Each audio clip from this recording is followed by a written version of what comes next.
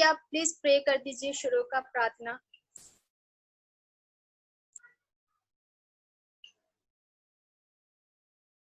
अन्ना दीदी। आए म हुन्छ सबैलाई प्रभु यीशु ख्रीष्टको नाममा जय मसीह। आउनुहोस् हामी प्रार्थना गर्नेछौँ।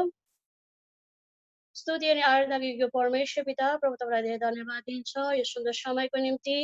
तपाईँले बिहानदेखि यससम्म हामीलाई सुरक्षा राख्नुभएको छ। तपाईँको अनुग्रह आशिषले हामीलाई भन्नुभएको छ। परमेश्वर पिता तपाईँलाई धेरै धेरै धन्यवाद दिन्छ, विशेष गरी धन्यवाद दिन्छ परमेश्वर पिता। विगत दिनदेखि तपाईँले हामीलाई यसरी अनलाइन क्लासहरू प्रभु तपाईँले दिनुभएको छ। परमेश्वर पिता तपाईँलाई हृदयको अन्तस्करणदेखि धन्यवाद चढाउँछु परमेश्वर। विशेष गरी म प्रार्थना गर्दछु परमेश्वर पिता तपाईँको छोरा पास्टर श्यारोनको निम्ति आज छोराले जुन वचनहरू हाम्रो निम्ति लिएर आउनुभएको छ परमेश्वर पिता पवित्र आत्मा परमेश्वर उहाँलाई स्वर्गीय ज्ञान अनि बुद्धिले भर्नुहोस् परमेश्वर पिता।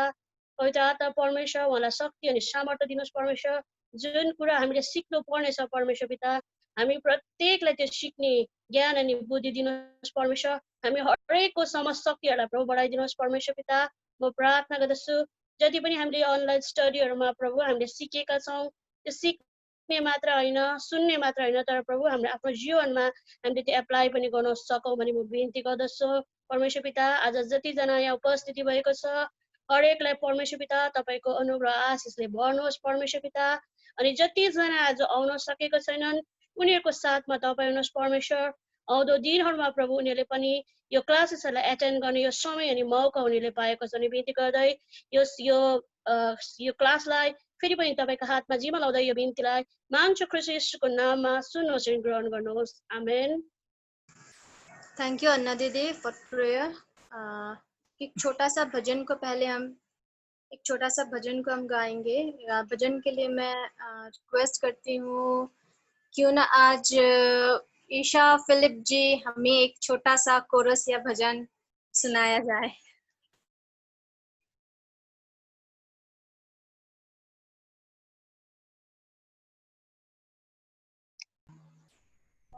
जी उद्धार नाम में यीशु नाम में उद्धार हमको सबको आता है ये सॉन्ग। जी जी जी ठीक है हम फिर यही वाला सॉन्ग गाएंगे। यीशु नाम में उद्धार हमको हालेलुया, प्रभु यीशु नाम में आनंद जीवन हालेलुया। यीशु नाम में उद्धार हमको हालेलुया, प्रभु यीशु नाम में आनंद जीवन हालेलुया। राजाओं का राजा प्रभु हालेलुया, राजाओं का राजा प्रभु हालेलुया। वो तो प्रभुओं का प्रभु यीशु हालेलुया, वो तो प्रभुओं का प्रभु यीशु हालेलुया। यीशु नाम में उद्धार हमको हालेलुया, प्रभु यीशु नाम में आनंद जीवन हालेलुया। चंगा करने वाला यीशु हालेलुया, चंगा करने वाला यीशु हालेलुया, छुटकारा देने वाला यीशु हालेलुया, छुटकारा देने वाला यीशु हालेलुया। यीशु नाम में उद्धार हमको हालेलुया, प्रभु यीशु नाम में आनंद जीवन हालेलुया।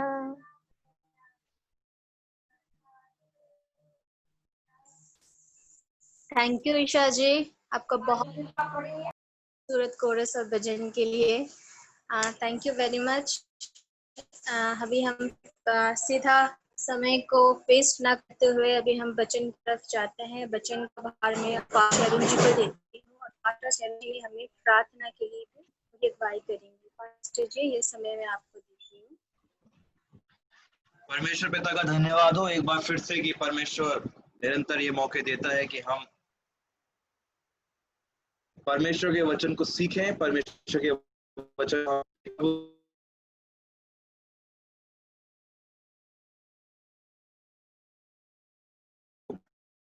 प्रवेश करने की आवश्यकता है, जरूरत है। और जैसा कि हमने पिछली क्षमा कीजिएगा, कल मैं आ नहीं सका क्योंकि कल मुझे ज़रूरी काम था और कल मैं 6 बजे शाम को मैं लौटा हूँ घर पे। और इनकी वास्तविकताएं हमारे जीवन के अंदर काम करती है।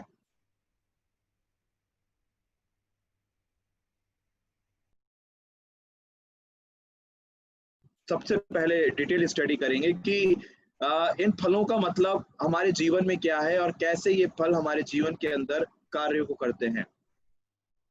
सबसे पहला पवित्र आत्मा का जो फल है वो क्या है? प्रेम, है ना। कि स्टार्टिंग जो हो रही है, यानी जब यूहन्ना जो स्टार्ट कर रहा है वो क्या कर रहा है? प्रेम से कर रहा है ना। और यूहन्ना की जो थीम है वो यही है, प्रेम। और यहाँ पर उसने जो बताया कि परमेश्वर ने जगत से ऐसा प्रेम किया, है ना, कि उसने अपना एकलौते पुत्र को दे दिया। और यहाँ पर अगर हम देखें, जो प्रेम है वो ही क्या है? आधार है ना, एक फाउंडेशन है एक जीवन की। यदि हमारा मसीह जीवन है तो इसके अंदर सबसे पहला जो फल होना चाहिए वो प्रेम होना चाहिए। हम देखेंगे क्यों होना चाहिए, है ना। यूहन्ना 3:16 अगर हम देखते हैं तो उसमें क्या लिखा हुआ है कि परमेश्वर ने जगत से ऐसा प्रेम किया कि उसने अपना एक लौता पुत्र दे दिया। और स्टार्टिंग जब यहाँ से परमेश्वर कर रहा है तो वो चाहता है परमेश्वर अपने लोगों से भी कि जो रेस्पॉन्स उसको मिले, है ना, वो भी क्या हो? प्रेम भरा हो, राइट। यदि हम जिससे कैसा व्यवहार करते हैं तो हम भी चाहते हैं कि वो भी हमारे साथ क्या करे? अच्छाई को करे, भलाई को करे। फिर यहाँ पर हम देखते हैं कि वो क्या चाहता है प्रेम के अंदर। सबसे पहली चीज वो मनुष्य जाति से लॉयल्टी को चाहता है। लॉयल्टी को मतलब होता है एक विश्वास योग्यता, फेथफुलनेस, है ना, कि आप कितने लॉयल हैं अपने परमेश्वर के लिए, कितने आप अपने परमेश्वर के लिए समर्पित हैं, कि आप अपने परमेश्वर को कितना प्रेम करते हैं। परमेश्वर ने तो किया, है ना, उसने तो इतना किया कि अपने इकलौते पुत्र को दे दिया, ठीक है, क्योंकि परमेश्वर हमें जानता है, एक एक जने को जानता है। यही तो उसका प्रेम है ना। अगर सपोज वो मुझे बनाता और आपको भी बनाता मगर वो मुझे प्यार करता, आपसे नहीं करता, तो क्या ऐसा परमेश्वर इस जगत के अंदर पूजनीय होता या उसको उसकी आराधना की जाती? नहीं। वो बराबर से अगर मेरा परमेश्वर है तो वो बराबर से आप लोगों का भी परमेश्वर है। और चाहे वो किसी भी रिलीजन का हो, चाहे वो किसी भी धर्म या किसी भी जाति का हो, परमेश्वर ने उनको सृजा है। मगर बात यह है कि क्या वो इस चीज को समझते हैं अपने जीवन के अंदर या नहीं समझते, है ना। तो प्रेम को परमेश्वर ने क्या बोला है? एक आधार बोला है। और जब हम प्रेम अपने जीवन में रखते हैं मसीह होने के नाते, तो इसका मतलब ये है कि परमेश्वर स्वयं हमारे जीवन के अंदर है। कितनी बड़ी बात है ना। यदि हमारा प्रेम अगर दर्शाया जाता है, यदि हम अपने जीवन में प्रेम को रखते हैं, तो स्वयं परमेश्वर क्या है? हमारे साथ है। और ये एक बिब्लिकल ट्रुथ है, यानी बिब्लिकल एक सच्चाई है जो कि बाइबल में पाई जाती है। पहला यूहन्ना उसका 4 अध्याय उसका 8वां वचन क्या कहता है? कोई भी पढ़े, पहला यूहन्ना उसका 4 अध्याय उसका 8वां वचन क्या कहता है?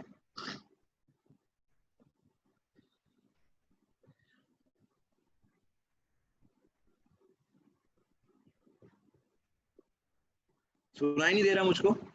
फर्स्ट यूहन्ना उसका 4 अध्याय उसका 8वां वचन। हिंदी और नेपाली दोनों में पढ़ दीजिए प्लीज। जो प्रेम नहीं रखता वो परमेश्वर को नहीं जानता, क्योंकि परमेश्वर प्रेम है ना। जो प्रेम नहीं रखता, नेपाली में क्या लिखा हुआ है? कोई भी पढ़ दे। 2 इनिशिएटिव ले लीजिए, एक हिंदी एक नेपाली। जी हाँ। प्रेम नगर्नेले परमेश्वरलाई चिन्दैन, किनभने परमेश्वर प्रेम हुनुहुन्छ। क्या कह रहा है यहाँ पर यूहन्ना? है यूहन्ना अपने पत्री में भी प्रेम के विषय में दर्शाता है, परमेश्वर के प्रेम के विषय में दर्शाता है, और अपने जो गॉस्पेल है, अपना सुसमाचार है, उसमें भी प्रेम के बारे में ही बात कर रहा है।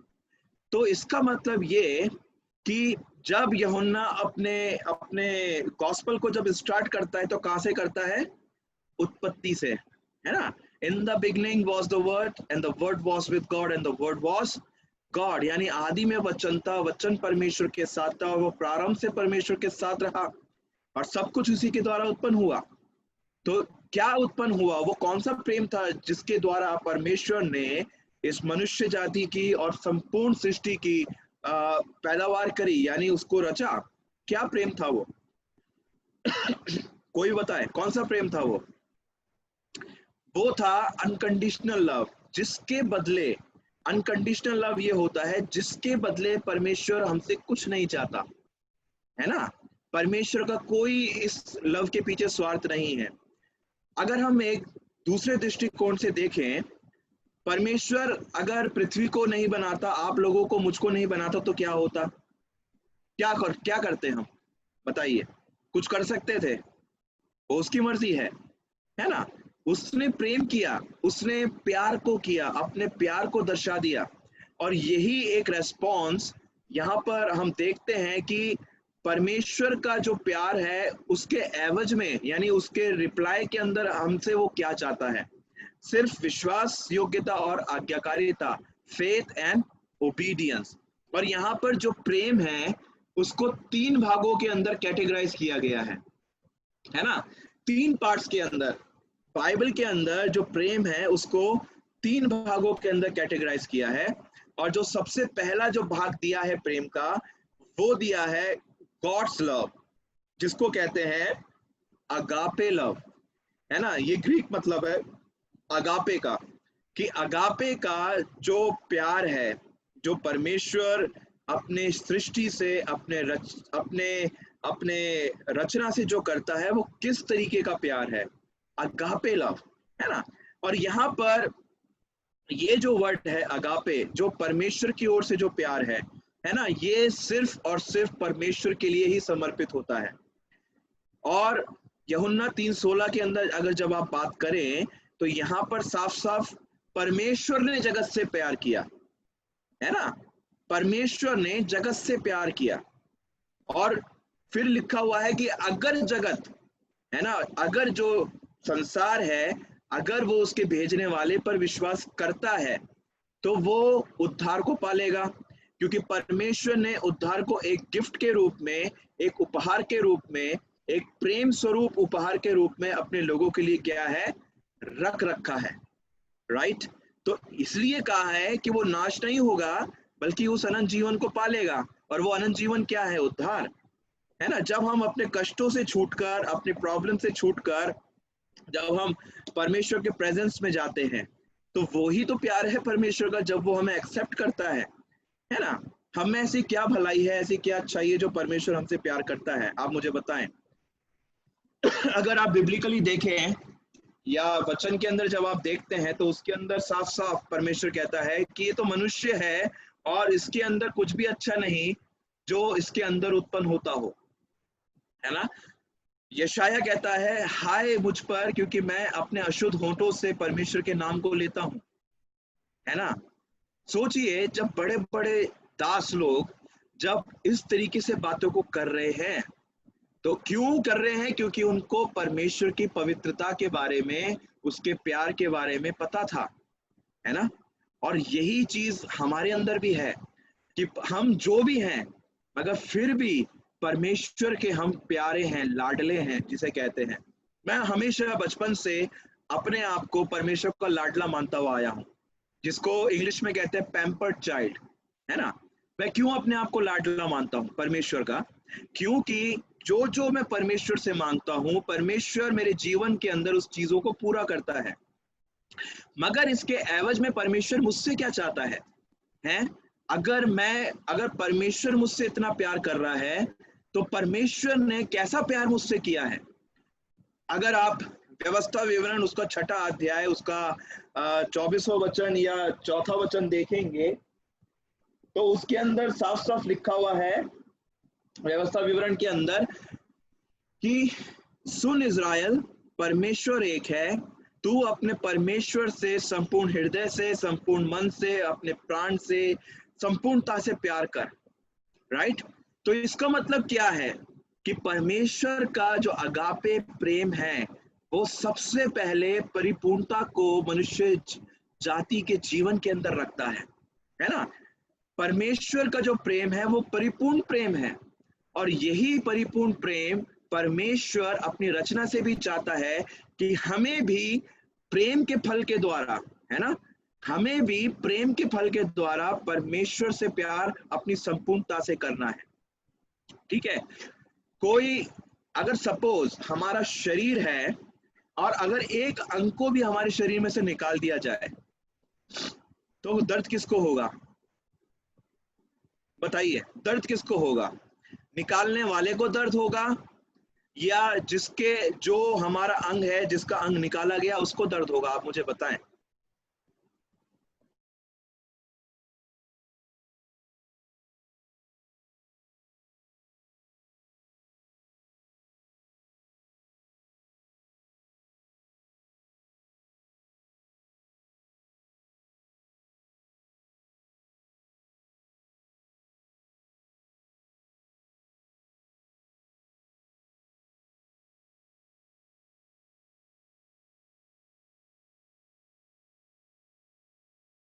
है कि जब हमारा अपना जब धोखा देकर चला जाता है हमारे उपस्थिति में से या हमारे जीवन के अंदर से, तो दर्द किसको होता है? जाने वाले को नहीं होता, वो तो अज्ञानी है, वो तो निर्बुद्धि है। मगर जो प्यार करता है ना, that is called unconditional love. यही परमेश्वर का अगापे, जिससे प्यार दर्शाया गया है, फल है ना। और यही फल, यही पवित्र आत्मा का फल परमेश्वर हमारे जीवन में भी रखता है और चाहता है कि हम भी अगापे यानी एक दूसरे से हम भी ईश्वरीय प्रेम को करें। और यहाँ पर जब आप देखते हैं, ये जो प्यार है ये इनोसेंसी को रखता है, यानी ईमानदारी को रखता है। यहाँ पर ये, इसमें किसी भी प्रकार का दाग नहीं पाया जाता, एक भी स्पॉट नहीं पाया जाता। प्यार है तो प्यार है, अनकंडीशनल प्यार है तो अनकंडीशनल प्यार है, जिसमें कोई भी स्थिति, कोई भी परिस्थिति लागू नहीं होती। यही प्यार परमेश्वर हमसे चाहता है, क्योंकि उसने स्वयं ने सबसे पहले ये प्यार किया है ना, तभी वो ये प्यार हमसे चाहता है। ये पहला पवित्र आत्मा का जो फल है, प्रेम। और यदि प्रेम हमारे जीवन में है तो परमेश्वर स्वयं हमारे जीवन में है। और यदि हम सिर्फ कहते हैं कि प्रेम हम करते हैं, तो आप सोच लीजिए कि हमारा जो जीवन स्तर है वो कहाँ पर है, हम कहाँ पर टिके हुए हैं। क्या हम प्यार करते हैं? क्या हम अपने अपने मन से संपूर्णता से प्यार करते हैं? और ये प्यार सिर्फ परमेश्वर और उसकी रचना के बीच में है। अगापे प्यार परमेश्वर और उसकी रचना के बीच में है ना। परमेश्वर अनकंडीशनल प्यार करता है, तो रचना भी जो है उसकी, यानी रचना मतलब उसकी क्रिएशन, वो भी विश्वास योग्यता के साथ, एक भलाई के साथ, और दूसरी चीज है संपूर्णता के साथ परमेश्वर को प्रेम करने वाली बात है। और यहाँ पर परमेश्वर का स्वरूप, परमेश्वर की इमेज, वो इंसानों के द्वारा दिखाई जाती है यदि हम भी परमेश्वर से ऐसा प्यार करते हैं। दूसरी चीज यहाँ पर प्रेम के बारे में मैं बता रहा हूं। पवित्र आत्मा का जो फल है प्रेम, उसको दूसरे भाग में बांटा गया है, एक और भाग उसका दिया गया है। बाइबल के अंदर ही ये भाग पाया जाता है ना, जिसका मतलब होता है इरोस लव। इरोस का मतलब होता है कि ये सिर्फ और सिर्फ हस्बैंड और वाइफ के बीच में परफॉर्म होता है। ठीक है, हस्बैंड और वाइफ के बीच में परफॉर्म होता है। अब बाइबल स्टडी है तो इसके अंदर हम बहुत बारीकी से हम देख रहे हैं, ठीक है, कि हम इसके प्रेम को कैसे बांटें। ठीक है, इरोस लव जो होता है ये सेक्सुअलिटी को, रोमांटिकनेस को, और आप कह सकते हैं कि ये जो हस्बैंड और वाइफ की एक दूसरे के प्रति इंटेंशंस होती हैं, ये वाला प्यार उस चीज को रखता है जो कि संसारिक प्यार है और परमेश्वर के द्वारा ही रचित है। ठीक है, वापस से सुनिएगा, जो कि संसारिक प्यार है मगर परमेश्वर के द्वारा ही रचित है, परमेश्वर ने ही इसे बनाया। लोग क्या बोलते हैं कि जब हस्बैंड और वाइफ जो सेक्स करते हैं, यानी एक दूसरे से इंटीमेट होते हैं, तो पाप है ये, है ना। ये दृष्टिकोण हम सबका होता है कि ये तो पाप है, ये तो परमेश्वर के आगे ग्रहण योग्य नहीं है। अगर ये पाप होता तो परमेश्वर क्यों बनाता, ठीक है। और परमेश्वर की जो वाणी थी वो यहाँ पर पूरी कैसे होती कि फूलो फलो और पृथ्वी पे भर जाओ। पाप से पहले परमेश्वर ने आदम हवा को ये आशीष दी थी, फूलो फलो और क्या हो, पृथ्वी पे भर जाओ। और जब तक वो शारीरिक रूप से एक नहीं होते, आत्मिक रूप से आदम हवा एक नहीं होते, तो कैसे उनकी उत्पत्ति होती, कैसे लोग बढ़ते। परमेश्वर इस चीज को जानता था, इसलिए इस प्यार को परमेश्वर ने सिर्फ और सिर्फ हस्बैंड और वाइफ के लिए बनाया। फॉर एग्जाम्पल जेनेसिस चैप्टर 4 उत्पत्ति उसका चौथा वचन, उसका चौथा अध्याय उसका पहला वचन पढ़िए, कोई भी हिंदी और नेपाली में पढ़िए।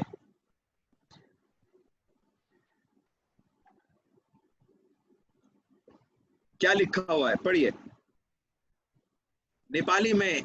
जेनेसिस 4:1 आफ्नो सस्नीसित आदमको सहवास भयो र तिनी गर्भवती भएर कयनलाई जन्माइन् र भनिन् परम प्रभुको आशीर्वादले एक पुरुष प्राप्त गरे।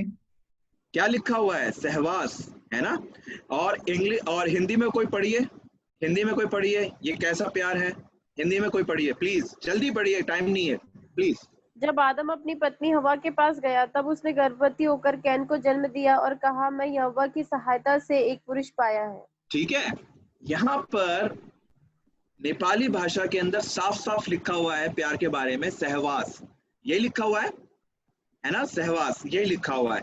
और इंग्लिश के अंदर जो ट्रांसलेशन है इसकी दे रखी है लव, इंटीमेट, सेक्सुअल रिलेशनशिप्स, और एक और चीज दे रखी है न्यू हर लॉर्ड्स। यानी ये जो मैंने बोल्ड के अंदर जो दे रखा है, ये आप देख रहे होंगे स्क्रीन पे, जेनेसिस चैप्टर 4 वर्स 1, ये इरोस लव को दर्शाता है ना, जिसका ट्रांसलेशन जो इंग्लिश में दे रखा है लव, दे रखा है इंटीमेट, एक और दे रखा है सेक्सुअल रिलेशनशिप, और एक चीज ये दे रखी है न्यू हर। और कई हिंदी के अंदर ट्रांसलेशन में यह है कि जब आदम हवा के पास गया तो उसको जाना, एक में लिखा हुआ उसकी सुध ली, एक में लिखा हुआ उसके साथ संसर्ग किया, और नेपाली में लिखा हुआ है सहवास किया, और एक में लिखा हुआ उसके साथ प्रेम किया। ये ट्रांसलेशन इरोस लव की बताई गई है और ये परमेश्वर के द्वारा ही बनाया गया है। अब यहाँ पर परमेश्वर क्या चाहता है इस प्यार से? इस प्यार से परमेश्वर चाहता है कि जो हस्बैंड और वाइफ के बीच में जो प्यार है वो सिर्फ एक दूसरे के लिए ही रहे, राइट? एक दूसरे के लिए ही वो प्यार रहे। अगर वो अपनी सीमा को उल्लंघन कर देता है, मतलब ये कि जिस प्यार के अंदर यानी जो कमांडमेंट हमें दी गई है, अगर उस कमांडमेंट के बाहर अगर इंसान कदम रख देता है तो वो जो प्यार है वो एडल्ट्री के अंदर आता है। ठीक है, समझ में आ रहा है मैं जो बोल रहा हूं? वो प्यार एडल्ट्री यानी व्यभिचार के अंदर आता है। ठीक है, और यहाँ पर व्यभिचार का जो प्यार है, ठीक है, वो प्यार से संदर्भ नहीं दिया गया, उसका संदर्भ दिया गया है एडल्ट्री से, उसका संदर्भ दिया गया है व्यभिचार से। उसको प्यार नहीं बोला, उसको व्यभिचार बोला है।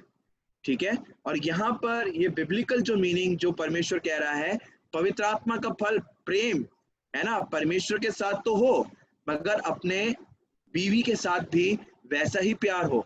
और ये जो प्यार जो परमेश्वर बताता है, ये बताता है एक कवनेंशियल लव। कवनेंशियल मतलब एक वाचा का प्यार, है ना, वाचा का प्यार। और जब ये वाचा का प्यार होता है, अब जाहिर सी बात है जो हस्बैंड और वाइफ होते हैं, चाहे वो किसी के रिलीजन के क्यों ना हो, उनके अंदर शादी के अंदर एक रिचुअल परफॉर्म होती है, राइट? और अगर आप वेदों को देखें या किसी चीज को देखें, जब शादी होती है हिंदुइज्म के अंदर तो वो अग्नि के फेरे लगाते हैं, क्योंकि वो अग्नि को अपना देवता करके मानते हैं। मगर अगर हम एक रिचुअलिस्टिक तरीके से देखें, एक धार्मिक अनुष्ठान के तरीके से देखें, वो क्या कर रहे हैं?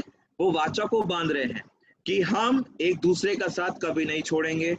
अगर आप क्रिश्चियनिटी के अंदर देखें, जब वो आपस में जब शादी करते हैं तो कहाँ पर ऑल्टर के सामने, है ना, प्रीस्ट के सामने अंगूठी रिंग से एक्सचेंज होती है और फिर वचन को पढ़ा जाता है और फिर कहता है जो प्रीस्ट है वो कहता है कि अब तुम अपने दुल्हन का घूंघट उठाओ, है ना, और वो क्या करता है, दुल्हन का घूंघट उठाता है। That is called the conventional love, क्योंकि उनका जो कवनेंट है, उनकी जो वाचा है कभी साथ ना छोड़ने की, वो परमेश्वर के आगे क्या होती है, बंध जाती है। और यहाँ पर ये तो चिन्ह है, मगर आत्मिक तरीके से परमेश्वर की उपस्थिति के अंदर, है ना, प्यार के साथ, ये वाला जो प्यार है एक दूसरे के लिए समर्पण का भी प्यार है। तो यही यहाँ पर परमेश्वर एक चीज को बता रहा है, पवित्र आत्मा का फल अगर तुम्हारे अंदर अगापे भी है तो तुम्हारे अंदर एरोस भी होना चाहिए, जो कि सिर्फ और सिर्फ तुम्हारी पत्नी के लिए हो। ठीक है, सिर्फ और सिर्फ तुम्हारी पत्नी के लिए हो। अगर उस लिमिट से तुम बाहर चले जाते हो तो तुम कवरेंट को तोड़ देते हो, तो वो प्यार नहीं होगा, वो व्यभिचार होगा, है ना, जो व्यभिचार परमेश्वर की दृष्टि में क्या है, ग्रहण योग्य नहीं है। ठीक है, इतना आपको समझ में आया? दो चीजें समझ में आई। सबसे पहला प्रेम, ठीक है, उसके हमने कैटेगराइज किया, अगापे लव, और दूसरा है इरोस लव, यानी जो सिर्फ और सिर्फ हस्बैंड और वाइफ के बीच के अंदर रहता है। ऐसे बहुत सारे एग्जाम्पल्स आप देख सकते हो। न्यायियों उसका 16वां अध्याय उसका पहला वचन भी आप देख सकते हो, जजेस चैप्टर 16 एंड वर्स 1, जहां पर लिखा हुआ है जब सैमसन यानी शिमशोन जब हार्लेट के साथ सोया, ये भी एक प्यार है ना, ये भी इंटीमेसी है, ये भी सेक्सुअल रिलेशनशिप है। और रोमांटिक जिसे कहते हैं रोमांस, वो हस्बैंड और वाइफ के बीच में भी पाया जाता है। अब ये जो प्यार है, अब एक छोटा सा एग्जांपल है, ये रोमांस क्या हम परमेश्वर के साथ कर सकते हैं? है? परमेश्वर के साथ हम क्या रोमांस कर सकते हैं? नहीं कर सकते ना। ये चीज तो सिर्फ और सिर्फ परमेश्वर ने मनुष्य के लिए बनाई है ना। परमेश्वर को हम अगापे प्यार कर सकते हैं, मगर एरोस प्यार हम परमेश्वर को नहीं कर सकते। इसलिए जो अगापे है वो सिर्फ और सिर्फ परमेश्वर के लिए इस्तेमाल होता है, और एरोस लव सिर्फ और सिर्फ हस्बैंड और वाइफ के लिए इस्तेमाल होता है। तीसरा जो प्रकार का प्यार, जो ये भी एक फल की एक कैटेगरी है, ठीक है, वो है फिलिया लव। फिलिया जो होता है या फिलोस, इसका मतलब होता है भाई भाई कह सकते हैं आप, या दोस्त कह सकते हैं, वो वाला प्यार। ठीक है, और ये एक अफेक्शनेट लव होता है, ठीक है, जिसके अंदर फ्रेंडली बॉन्ड आते हैं, यानी फ्रेंडली बॉन्ड जो आपके दोस्त है, जो प्यार आप अपने दोस्तों के साथ करते हैं। हर प्यार का मतलब सेक्सुअल नहीं होता, हर प्यार का मतलब क्या कहते हैं, आपस के अंदर संसर्ग या सहवास नहीं होता। ये जो प्यार है, ये अफेक्शनेट बॉन्ड का मतलब है कि आप कैसे अपने मित्रों को, यानी अपने भाइयों को, अपने बहनों को प्यार करते हैं। ठीक है, और वो वाला प्यार भी अलग होता है। ठीक है, क्या आप अपने जो हम हैं, जो हमारे भाई हैं या अपनी बहनें हैं, उससे इरोस प्यार कर सकते हैं क्या? नहीं कर सकते, क्योंकि रिलेशनशिप अलग है ना, जो संबंध है वो अलग है। तो यानी संबंधों के आधार पर प्यार को कैटेगराइज किया गया, प्यार को बांटा गया। और यहाँ पर साफ साफ अगर आप पहला यूहन्ना उसका 3रा अध्याय उसका 16वां वचन पढ़ेंगे, कोई भी पढ़े हिंदी और नेपाली में, पहला यूहन्ना उसका 3रा अध्याय उसका 16वां वचन, क्या लिखा हुआ है?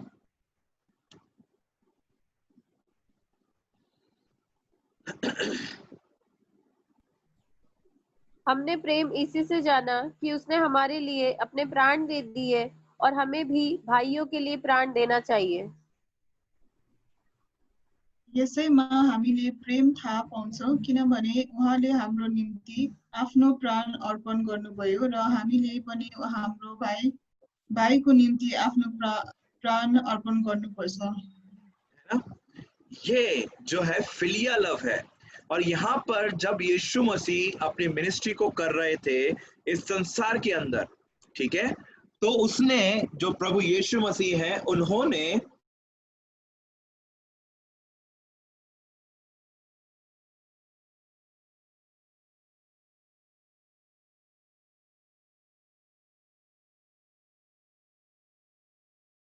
यीशु मसीह कह रहे हैं, मसीह ने हमारे लिए अपना जीवन त्याग दिया, ये पौलुस कहता है, ठीक है। फिर कहता है इसी से हम जानते हैं कि प्रेम क्या है, ठीक है। हमें भी अपने भाइयों के लिए अपने प्राण निछावर कर देने चाहिए। इसका मतलब ये नहीं है कि लिटरली आप अपने गले को कटवा लो या मर जाओ, ऐसा नहीं है। यहाँ पर प्राण निछावर करने का मतलब है आपका डेडिकेशन, आपका समर्पण अपने भाई बहनों दोस्तों के लिए कैसा होना जरूरी है, किस तरीके से आप अपने पड़ोसियों से भी प्यार करते हैं। तभी यीशु मसीह ने बोला कि तू अपने पड़ोसियों से क्या करना, प्यार को करना, और सिर्फ प्यार को करना। जैसा व्यवहार तुम अपने पड़ोसी से चाहते हो वैसा ही तुम उनके साथ करना। यही तो फिलॉस लव है, फिलियो जिसे कहते हैं, अफेक्शनेट लव। और यहाँ पर जो चीज है, प्रभु यीशु मसीह क्या बोलना चाहते हैं, है ना, क्या बोलना चाहते हैं।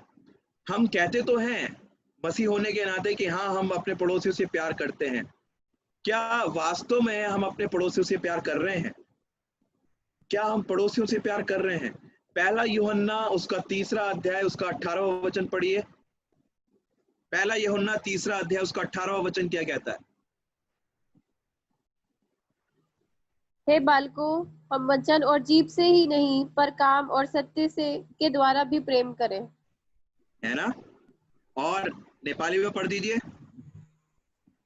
हे मेरो साना केटाकेटी हो, वचन र मुखले मात्र हामी प्रेम नगरौँ तर कामले साँचो प्रेम गरौँ। आमेन। हे प्यारे बच्चों, है ना, हे प्यारे बच्चों, हमारा प्रेम केवल शब्दों और बातों तक ही सीमित नहीं रहना चाहिए, बल्कि वह कर्ममय और सच्चा होना चाहिए। हम कहते तो हैं, यहाँ पर क्यों जरूरत पड़ी कहने के लिए यूहन्ना को कि लोग प्यार करते हैं, हम प्यार करते हैं, हम परमेश्वर की बात को मानते हैं। जब यूहन्ना ने फरीसियों का जीवन देखा था तो सिर्फ और सिर्फ वो कहने वाले थे, ठीक है, सिर्फ और सिर्फ वो कहने वाले थे, करने वाले कुछ भी नहीं थे। और जब आप देखते हैं, जब आप इस इंसिडेंस को देखते हैं, तब हर परमेश्वर के शिष्यों ने उनको चिताया। जैसे कि मैंने पहले पढ़ा, या यूहन्ना कहता है, हे सांप के बच्चों, तुम्हें किसने चिता दिया कि तुम, है ना, परमेश्वर के क्रोध से भागो, है ना, अपने परमेश्वर के क्रोध से भागो, किसने तुम्हें चिता दिया? तो यहाँ पर हमारा प्यार एक दूसरे के प्रति कर्ममय, यानी हमारे एक्शन से प्रेजेंट होना जरूरी है, और ये ट्रुथफुल होना जरूरी है। ट्रुथफुल का मतलब है सच्चाई से परिपूर्ण होना बहुत ही जरूरी है। अगर प्रेम हमारा कर्म में नहीं है, यानी एक्शन के अंदर नहीं है, तो व्यर्थ है। और लिखा हुआ है साफ साफ कि अगर मैं स्वर्गदूतों की बोली बोलूं और प्रेम ना रखूं तो मैं क्या हूं? ठनठनाता पीतल और झनझनाती हुई झांझ हूं। अब ये सोचिए, जब परमेश्वर स्वयं ऐसे कह रहा है ना, कि हमें स्वर्गदूतों की बोलियां तो आती हैं, बड़ी बड़ी बोलियां आती हैं, डायलॉग्स एक से एक आते हैं। क्यों? क्योंकि हम तो मूवीज को देखते हैं, या और बड़े से बड़े डायलॉग, मतलब ऐसे डायलॉग्स कि सामने वाला दिल निकाल के रख दे अपना बाहर, निकाल के ये ले, है ना, ऐसे डायलॉग्स आते हैं। मगर सबसे बड़ी चीज क्या होती है? क्या हमारे जो डायलॉग्स हैं या हमारा जो बोली है, क्या हमारा एक्शन यानी हमारी क्रियाएं वो प्रकट कर रही हैं? क्या हम वास्तव में कह रहे हैं कि हाँ मेरे भाई मैं तुझसे प्यार करता हूं? क्या उसके संकट में क्या हम उसके साथ खड़े हैं? हाँ मेरी बहन मैं तुझसे प्यार करता हूं, क्या उसके संकट में हम उसके साथ खड़े हैं?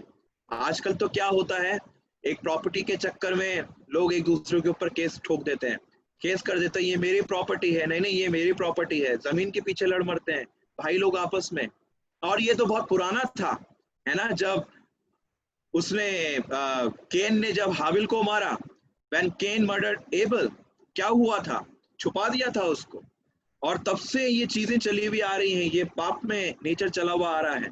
मगर यहाँ पर परमेश्वर ने सोल्यूशन को दिया, प्रेम करो, एरोस नहीं फिलियो प्रेम करो, और ऐसा प्रेम करो कि उसके संकट के अंदर तुम जब खड़े हो जाओ, है ना, तुम जब खड़े हो जाओ तो क्या हो, परमेश्वर तुम्हारे जीवन में काम करना शुरू कर दे।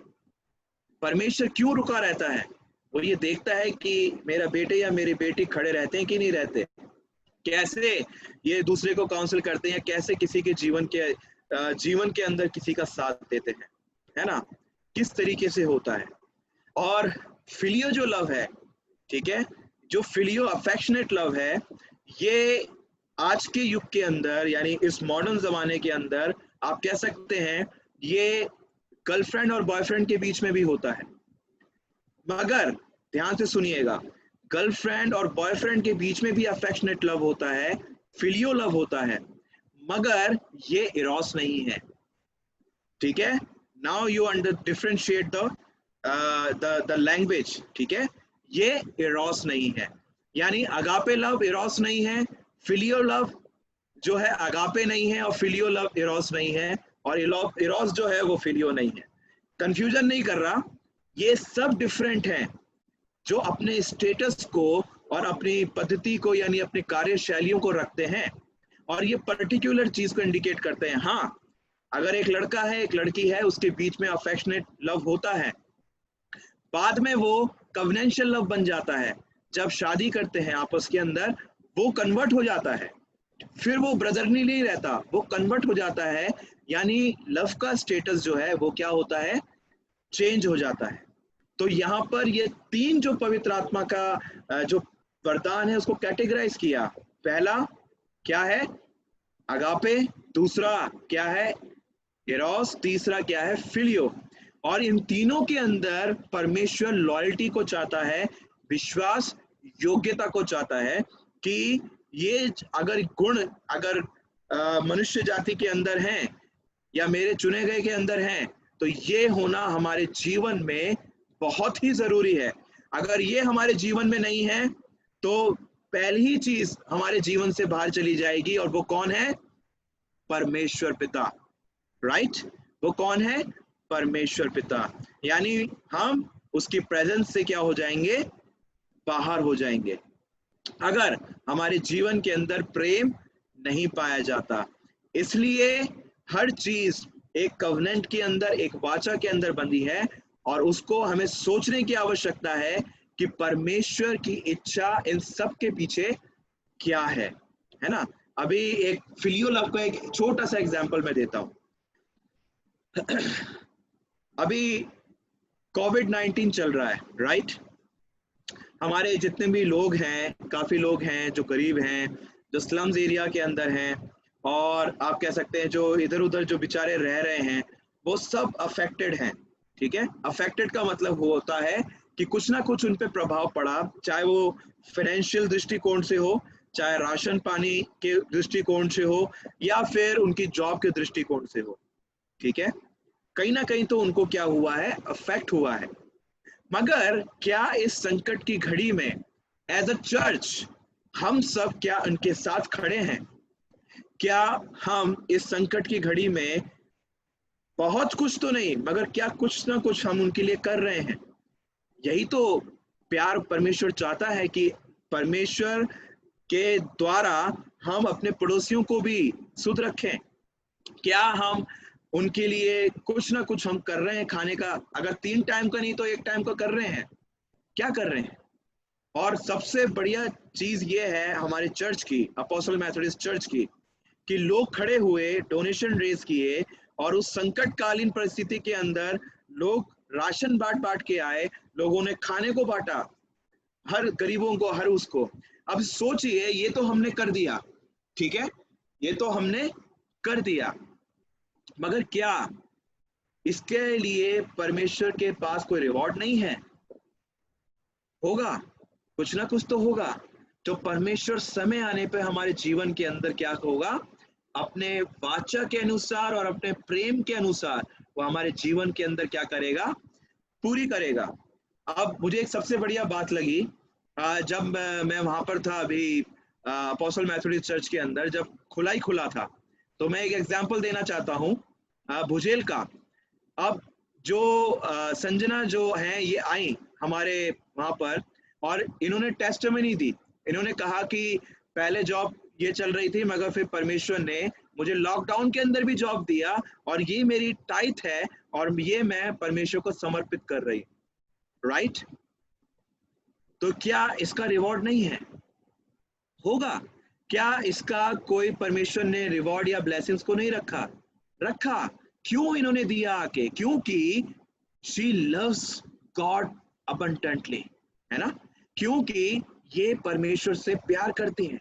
और लॉकडाउन के समय भी मैं आपको एक एग्जांपल देता हूं। आप लोग भी हैं, हो सकता है जॉब ऊपर नीचे हुई हो सकता है कभी कभी पैसों की कमी भी हो गई हो, फाइनेंशियल कमी भी हो गई हो, मगर क्या परमेश्वर ने आपको नहीं देखा होगा? इस संकट के अंदर देखा होगा, क्योंकि उसने प्यार को किया। ऐसे ही काफी जो लोग थे वो सब आए, उन्होंने अपने टैक्स को दिया, उन्होंने अपने अपने अपने ऑफरिंग्स को जमा किया, सब कुछ किया, क्योंकि वो परमेश्वर से प्यार करते हैं और साथ ही साथ वो उसके लोगों से भी प्यार करते हैं। और यही फिलियो लव है। और वो जो पैसा जो होता है ना, वो क्या होता है कि जो लोग हैं उस संकट के अंदर उनके लिए काम आता है। और यही परमेश्वर चर्च से भी चाहता है, क्योंकि हम सब क्या हैं? परमेश्वर के मंदिर हैं। We all are the church of God, temple of God, and that's why God wants us to do this thing. परमेश्वर चाहता है हमसे कि हम इन कामों को करें, कि परमेश्वर की महिमा उन फलों के द्वारा हो। राइट? तो ये सब कैटेगरी थी प्रेम की, कि ये 3 प्रकार का प्यार हमारे जीवन में होना चाहिए और लॉयल तरीके से, फेथफुल तरीके से होना चाहिए। आपके परमेश्वर के प्रति, आपके हस्बैंड और वाइफ के प्रति, आपके पेरेंट्स, आपके दोस्तों, आपके भाई, आपके बहनों के प्रति, आपके पड़ोसियों के प्रति भी ये प्यार होना चाहिए, है ना? और इन तीनों का स्टेटस जो है वो क्या है? अलग अलग है। और यीशु ने अपने जीवन को हमारे लिए दिया, जिसके द्वारा परमेश्वर ने हमें अपने संतान होने का हक दिया। तो इसका मतलब कितनी बड़ी बात है, सोचिए। जब यीशु परमेश्वर का बेटा है और परमेश्वर ने हमें भी संतान होने का यीशु के द्वारा हक दिया, तो हम इनडायरेक्टली क्या हो गए? यीशु के क्या हो गए? बताइए, अनम्यूट करके बताइए, हम यीशु के क्या हो गए? बेटा हो गए। यीशु मसीह के हम क्या हो गए? यीशु परमेश्वर का बेटा है और परमेश्वर ने हमें यीशु पे विश्वास करने के द्वारा अपने बेटे बेटियां बनाने का हक दे दिया, अधिकार दे दिया। तो हम इनडायरेक्टली यीशु मसीह के क्या संबंध हुआ? हमारा भाई बहनों का, ठीक है?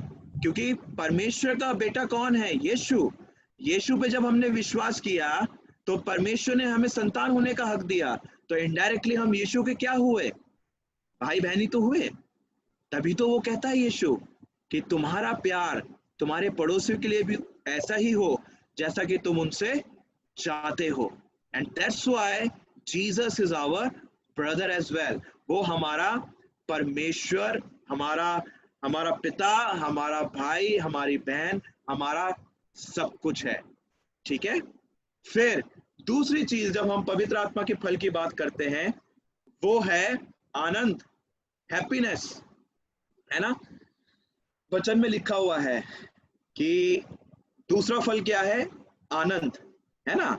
फिर यहां पर साफ साफ लिखा हुआ है, अगर आप देखें पहला पत्रस उसका पहला अध्याय उसका 8वां वचन क्या कहता है? बताइए, कोई भी हिंदी और नेपाली में पढ़िए जल्दी से।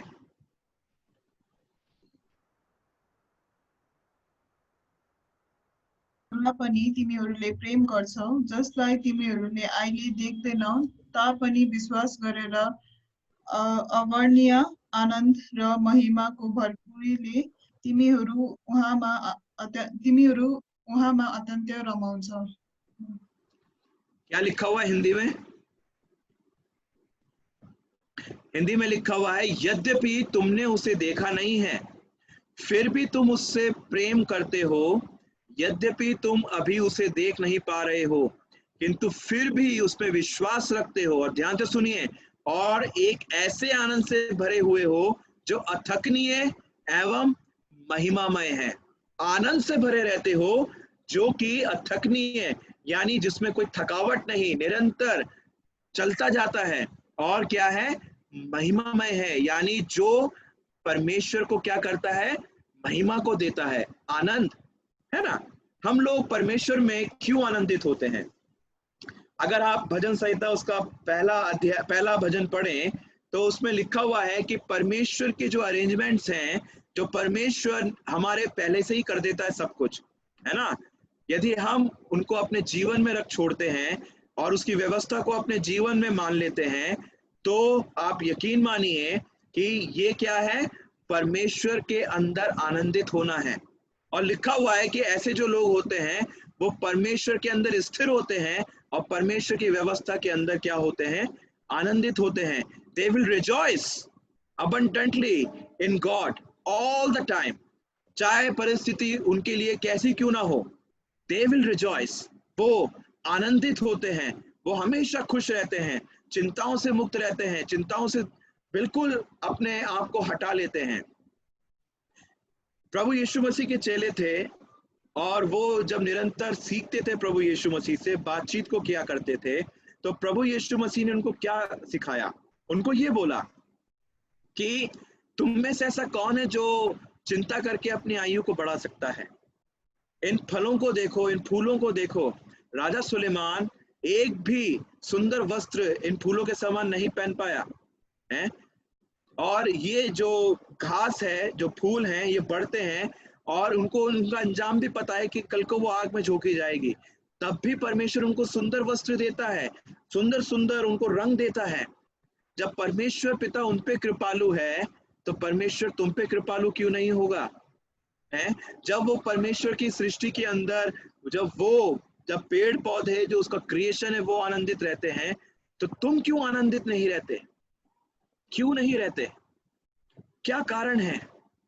क्या कारण है कि हम परमेश्वर की कभी कभी जो व्यवस्था है या परमेश्वर के जो अरेंजमेंट्स है हमारे जीवन के अंदर, हम उसमें आनंदित ही नहीं होते हैं? हम ये कहते हैं कि परमेश्वर के जब हम पीछे चलते हैं तो it is very difficult to follow God all the time. बहुत डिफिकल्ट होता है। क्यों होता है? फिर परमेश्वर जो वायदे को करता है कभी कभी हम उस पर अमल नहीं करते, उसको नहीं मानते। क्यों नहीं मानते? ये सब की जड़ जो है हमारा मन है, हमारा दिल है। अगर परमेश्वर का वचन यानी परमेश्वर का प्रेम हमारे जीवन में नहीं है तो परमेश्वर का आनंद हमारे जीवन में नहीं है। अब देखिए, लिंक देखिए, प्रेम आनंद, ठीक है, और यूं चल रहा है, ये एक लड़ी की तरह चल रहा है, ये प्रेम आनंद। अगर प्रेम जीवन में नहीं है तो आप आनंदित नहीं है, और अगर प्रेम आपके जीवन में या मेरे जीवन में है तो मैं निरंतर आनंदित रहूंगा। क्यों? क्योंकि परमेश्वर प्रेम के रूप में मेरे अंदर है, मेरे दिल के अंदर है ना। यही तो चीजें हैं कि हमें निरंतर परमेश्वर के हुए ऊपर ही भरोसा रखना है, उसी के ऊपर विश्वास करना है। अगर हम परमेश्वर के प्रेम को अपने जीवन में नहीं रखते तो क्या है, नहीं हो सकता। और तभी इसमें लिखा हुआ है ये तो अथकनीय है, मतलब जिसमें थकावट नहीं, और परमेश्वर को महिमा देने वाला है, महिमामय है। हम लोग जो दूसरे जो रिलीजन के जो लोग हैं, जब चर्चेस के अंदर आते हैं तो क्या बोलते हैं? वो पहला वर्ड क्या बोलते हैं? पहला वर्ड कहते हैं कि चर्च में आके हमें बहुत शांति मिलती है ना। चर्च के अंदर आके हमें बहुत शांति मिलती है। और जब वो हमारे जीवन को देखते हैं, मसीह जीवन को, तो वो ये कहते हैं कि वाह यार, कितने आनंदित रहते हैं, कितने मगन रहते हैं ये परमेश्वर के अंदर, है ना। तो वो मगनता क्या है, वो आनंद क्या है, इस चीज को हमें पहचानना है। अगर हमारी सैलरी कम है, आनंदित रहो। अगर हमारे पास दूसरों से कम है तब भी आनंदित रहो। ऐसा नहीं है कि परमेश्वर आपको वहीं पे बैठा के रखेगा, नहीं, बढ़ाएगा। अगर हमारे पास जॉब नहीं है तब भी आनंदित रहो, क्योंकि हमें पता है हमारा परमेश्वर महान है, और संसारिकता हमारे परमेश्वर से बढ़कर नहीं, परमेश्वर सबसे बढ़कर है, वो जॉब देगा। जब मैं विजिलेंस डिपार्टमेंट के अंदर था, मेरी जो सैलरी हुआ करती थी, बहुत हुआ करती थी, मगर जब मैंने परमेश्वर को ग्रहण किया, मैंने सोचा और मैंने कहा मैं परमेश्वर के पीछे चलूंगा, जो होगा देखा जाएगा। मेरी सैलरी जब मैं वार्डन के तौर पर सोनीपत भेज दिया गया, 6000 रह गई। मेरे जो सिक्योरिटी गार्ड था, यानी मेरा जो आप कह सकते हो वर्कर थे, है ना, उनकी सैलरी 10,000 मुझसे ज्यादा थी, मगर 6,000 के अंदर भी मैं विश्वास योग्य रहा और मैंने कभी कुड़कुड़ाया नहीं, है ना। मेरे जो दूसरे रिलेटिव्स थे वो कुड़कुड़ाते थे, अरे इतना बढ़िया बच्चा है, गवर्नमेंट जॉब को लात मार के आ गया, अब्रॉड की जॉब को लात मार के आ गया। मेरे पास 3 लेटर्स थे, गवर्नमेंट के, पेंसिल्वेनिया के और कैनबरा के। मैं चाहता जा सकता था, मगर मैंने सिर्फ और सिर्फ परमेश्वर के प्रेम को जानते हुए उसकी कॉलिंग को मैंने अपने आंखों के आगे रखा और उसको जब मैंने ग्रहण किया प्रार्थना के साथ, तो परमेश्वर की शांति मेरे जीवन के अंदर आ गई। पैसा, कौड़ी, बंगला, गाड़ी, ये आपको सेटिस्फाई नहीं कर सकते या मुझको सेटिस्फाई नहीं कर सकते। सिर्फ और सिर्फ परमेश्वर की आत्मा फल के रूप में हमारे को सेटिस्फाई, संतुष्ट कर सकती है, और ये चीज हमें सोचने की जरूरत है।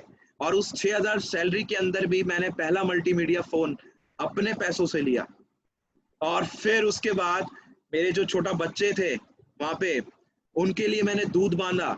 कई गरीब माँ बाप थे वहां पे जो अपने बच्चों का खर्चा नहीं उठा पाते थे, मैं अपने जेब से उनकी पॉकेट मनी देता था। मैं क्यों आपको ये सब चीजें बता रहा हूँ? क्योंकि मैं सब गुजर चुका हूँ, इन चीजों से गुजर चुका हूँ।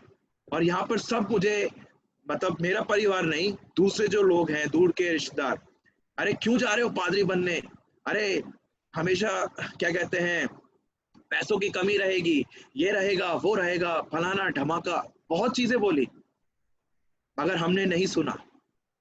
सिर्फ हमने सुना परमेश्वर की वाणी को और उसके पीछे चलने को। और आज का ये दिन है कि परमेश्वर मुझे यहाँ तक लेके आया। Praise the Lord. परमेश्वर मुझे यहाँ तक लेके आया। मेरा जो अपॉइंटमेंट जो अपोस्टल मेथोडिस्ट चर्च के अंदर हुआ, मैंने एक्सपेक्ट ही नहीं किया था। मैंने कहा जहां परमेश्वर लेके जाएगा, चाहे मुझे देहात में भी लेके जाए, चाहे मुझे वो गांव के अंदर भी पटके, चाहे कहीं पे भी लेके जाए, मैं जाऊंगा, क्योंकि मैं जानता हूं कि परमेश्वर के साथ मैं सब कुछ कर सकता हूं। और मेरा उद्देश्य क्या है? कलीसिया को स्थापित करना, परमेश्वर के प्यार को लोगों को बांटना, यीशु मसीह का इंट्रोडक्शन देना, यीशु मसीह की पहचान करवाना जो लोग नहीं जानते। मुझसे पूछा गया कि शारोन एक बात बताओ, तुम्हारा प्रेफरेंस क्या है? मैंने साफ साफ बोला, मैंने कहा मेरा प्रेफरेंस वैसे तो कुछ नहीं, मगर हाँ, अगर परमेश्वर चाहे तो मुझे किसी गांव के अंदर भेज दे जहां पे पास्टर जाने से डरते हैं, मुझे गांव के अंदर भेज दे, मैं वहां पे एक कलीसिया स्थापित कर दूंगा, क्योंकि मैं अपने परमेश्वर की सामर्थ को जानता हूं।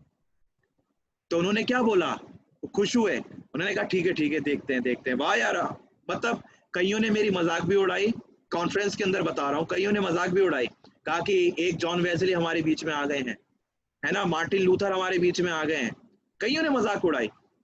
मगर आप यकीन मानिए, उस रात जब अपॉइंटमेंट होना था, अगले दिन उस रात में इतनी गहरी नींद में सोया, और हमारा कूलर खराब हो गया, हमारा सब कुछ खराब हो गया, मैं शांति आनंद के साथ सो रहा था, आनंद के साथ मगन होकर। मुझे बस ये मगनता थी कि मेरी स्टडी पूरी हो गई और अब बिशप का और हमारे जो एल्डर्स पासबान, उन सबका हाथ मेरे ऊपर पड़ेगा और ब्लेसिंग्स आएंगी। मेरे मन में ये था, इसलिए मैं आनंदित था। और लोग चाऊ चू कर रहे थे, रात भर सो नहीं पाए ट्रांसफर के डर से, और मुझे उठाया सुबह अर्ली इन द मॉर्निंग 5:30-6 बजे। मैं उठा, मैंने कहा क्या हुआ यार, तू तो खराटे ले लेके सो रहा है, कैसे सो रहा है, तुझे नींद कैसे आ गई है? हम तो देख, हम तो घूम रहे हैं, हम तो नींद ही नहीं आई, आज तो कैबिनेट बैठना है और हमारा अनाउंसमेंट हो गया था। उस समय कैबिनेट सुबह के 4 बजे तक चली थी और सबके दिल में यूं था, क्या होगा क्या नहीं होगा। और यकीन मानिए, मेरा दिल जरा सा भी यूं नहीं हुआ, बिल्कुल भी नहीं, क्योंकि मुझे मेरे परमेश्वर पे भरोसा था। और जब अनाउंसमेंट जब बिशप कर रहे थे, ये मैं आपको आनंदित वाली बात बता रहा हूँ, जब अनाउंसमेंट बिशप लोग कर रहे थे और वहां पर जब बातचीत चल रही थी और कईयों ने मुझे, मेरे साथ वाले थे, उन्होंने बोला तेरा तो पंजाब में हो गया, तेरा तो पानीपत में हो गया, तेरा तो किसी गांव में हो गया। मैंने कहा बिल्कुल बढ़िया है, आई विल गो देयर, मैं जाऊंगा, चाहे मुझे 5,000 भी मिले मैं जाऊंगा, क्योंकि मैं जानता हूं मेरा परमेश्वर नीड्स को पूरा करने वाला परमेश्वर है। मैं आनंदित था। और जब बिशप ने अनाउंस किया, और वो मेरे लिए गर्व की बात थी, और सबसे अनाउंसमेंट पहला हमारा ही हुआ था कि pastor Sharon Sawant he will be sending to the Apostle Methodist Church of South Delhi district under the supervision of Reverend Dr. John R. विश्वास। और मैं तब भी नहीं जानता था कि अपोस्टल कैसा चर्च है, मगर जब मैं एंटर हुआ, जब मैं आया, आप लोगों का प्रेम मिला, और हो सकता है कि मुझसे भी आपको कुछ ना कुछ मिला हो, है ना। आपस में हम बढ़े आगे, आपस में, और आज ये दिन है कि परमेश्वर की महिमा आज हो रही है, और यही तो आनंद वाली बात है, आनंदित वाली बात है। हमेशा खुश रहो परमेश्वर की व्यवस्था पे, परमेश्वर के अरेंजमेंट्स पे, परमेश्वर के वचनों के ऊपर, और परमेश्वर एक दिन ऐसा आएगा कि आपको वहां तक उठा के लेके जाएगा जो आप सोच भी नहीं सकते। और इसलिए लिखा हुआ है, तेरी सोच और मेरी सोच में जमीन आसमान का फर्क है। जो तू सोचता है वो मैं नहीं सोचता, और जो मैं सोचता हूं तू वहां तक पहुंच नहीं सकता। You can not be there. तो ये चीज आनंद वाली बात है, जिस फल से परमेश्वर को महिमा मिले।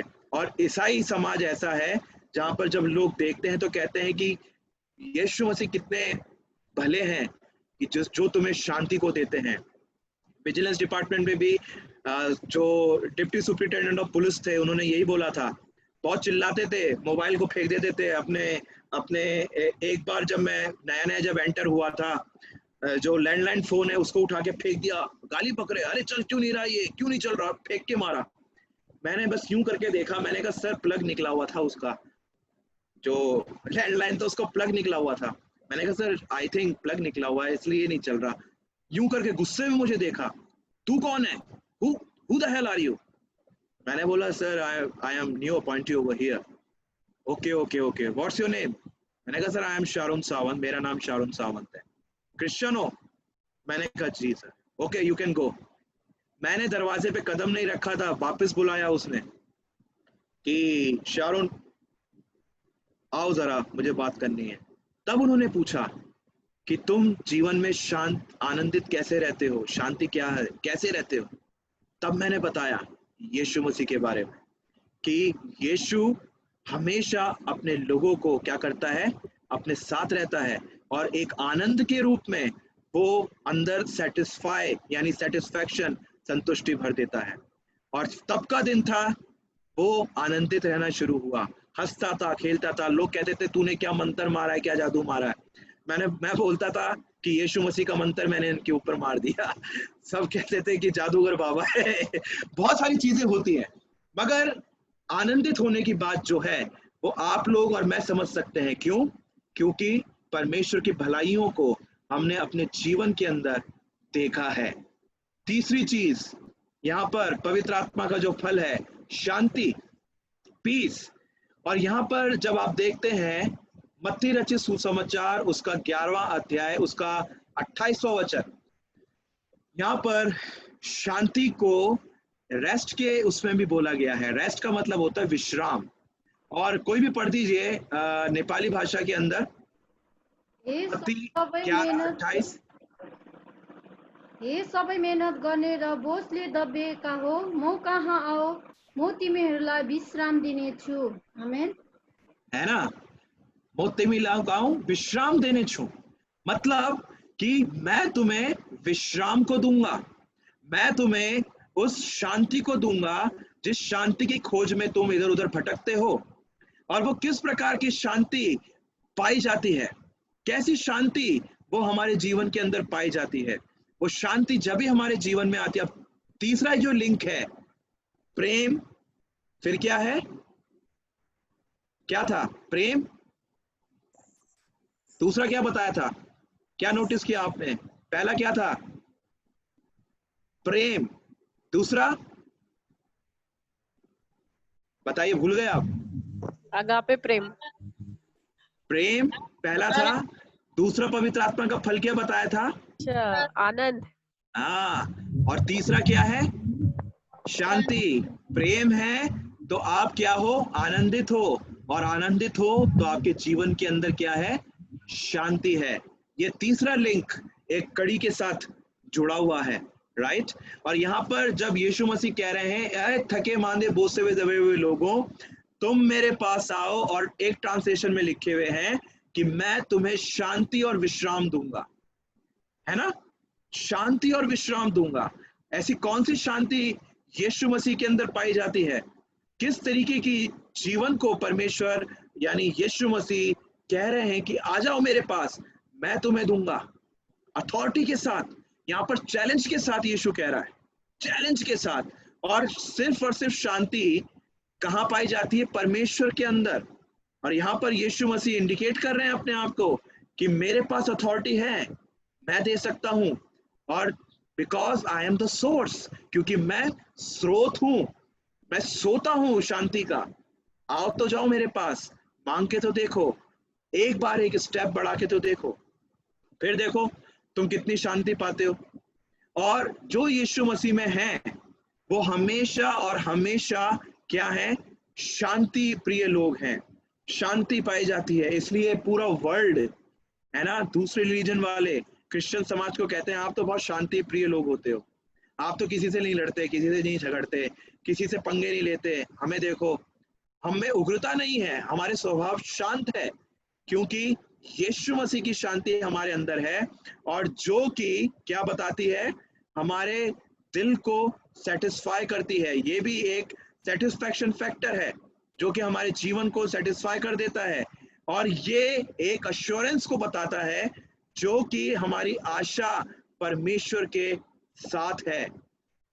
It talks about assurance of hope to be with our God, कि हम शांति तरीके से परमेश्वर के राज्य में या परमेश्वर के उस उपस्थिति के अंदर क्या होंगे? रहेंगे। It talks about assurance of hope to be with our God forever. That is called the शांति। अगर आप शांति की परिभाषा देखें, एक सिंपल टर्म है शांति की परिभाषा का, जहां पर कोई भी चिंता नहीं, सब कुछ बढ़िया, सब कुछ अच्छा है ना। और जहां पर चिंता आ जाती है वहां पर क्या होता है? जीवन के अंदर ये स्ट्रगल होना शुरू होता है, ठीक है। शांति हमारे जीवन में होना बहुत जरूरी है अजीजों। अगर शांति हमारे जीवन में नहीं है तो हमारे जीवन के अंदर ये दो कड़ियां भी नहीं है, प्रेम और आनंद। अगर आनंद है तो शांति है, अगर प्रेम है तो आनंद और शांति है। और यहाँ पर जब परमेश्वर ने संसार की सृष्टि को किया, आप सोच सकते हैं कितना शांत वातावरण होगा, है ना, कितना शांत वातावरण होगा। और परमेश्वर ने जब हमें बनाया, जब हम बड़े हो रहे थे अपने जीवन में, हम कितने शांत रहते थे। क्यों? क्योंकि कोई फिक्र नहीं थी, कोई कुछ नहीं था। यही तो परमेश्वर का काम है कि परमेश्वर ने तो मतलब ऐसा बनाया था कि जहां पर कोई फिक्र ना हो, कोई भी चिंता ना हो। मगर हमने अपनी दुष्टता के कारण क्या किया? अपने जीवन को अशांत कर दिया। हमने अपनी अनाज्ञाकारिता के कारण अशांति को हम अपने जीवन के अंदर लेकर आ गए, है ना। सब कुछ अपोजिट हो गया। मगर फिर भी वहां पर यीशु मसीह एश्योरेंस दे रहे हैं कि मेरे पास आ जाओ अगर तुम अशांत हो तो, क्योंकि मेरे पास से जो सोता है वही तुम्हें शांत कर सकता है और कोई शांत नहीं कर सकता। और जो दुष्ट लोग होते हैं, जो अनाज्ञाकारी लोग होते हैं, वो हमेशा अपने जीवन में अशांत रहते हैं, क्योंकि परमेश्वर स्वयं उनके लिए कहता है। यशाया उसका 48वां अध्याय उसके 22वें वचन में साफ कहता है परमेश्वर, पढ़िए यशाया 48:22 क्या कहता है? दुष्टहरूलाई शान्ति हुँदैन, परमप्रभु भन्नुहुन्छ। कौन कहता है? परमेश्वर कहता है कि जो दुष्ट लोग हैं उनको क्या है? कोई शांति नहीं है। अब ये सोच लीजिए, क्योंकि जो दुष्ट हैं वो अपनी दुष्टता करते जाते हैं, शॉर्टकट्स लेते हैं, या कुछ भी पैसा कमाने के चक्कर में या कुछ भी कर बैठते हैं, कुछ भी करते हैं। मगर परमेश्वर कहता है वो शांत नहीं रहते। परमेश्वर कहता है वो मेरी प्रेजेंस में नहीं रहेंगे। परमेश्वर कहता है कि मेरी शांति उनके अंदर नहीं होगी। मगर ये चाहिए कि वो सब कुछ छोड़कर अपने जीवन के साथ, अपने संपूर्णता के साथ, अपने प्रेम के साथ वो परमेश्वर के अपने आप को दे दें। तब परमेश्वर की शांति एक सोते के समान बहेगी उनके जीवन के अंदर, और वो शांत होंगे, प्रेम उनमें और आनंद उनके अंदर पाया जाएगा। चौथी कड़ी यहां पर जब हम देखते हैं, चौथी कड़ी प्रेम, आनंद, शांति, और अब है चौथी कड़ी धीरज, पेशेंस। पेशेंस क्या है? आप पढ़िए याकूब की पत्री, उसका पहला अध्याय, उसका चौथा वचन, जेम्स चैप्टर 1 वर्स 4 में क्या लिखा हुआ है?